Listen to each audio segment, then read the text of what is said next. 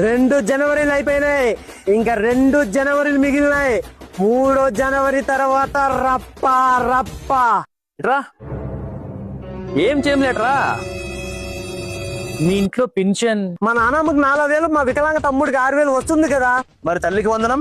మా వదిన 3 పిల్లలకి 15,000 పడింది కదా. మరి ఉచిత సిలిండర్లు? డోర్ డెలివరీ చేశారు కదా. మరి కరెంటు బిల్లులు? ట్రూ అప్ భారం దించి బిల్లుల భారం తగ్గించారు కదా. మరి ప్రభుత్వ ఉద్యోగాలు?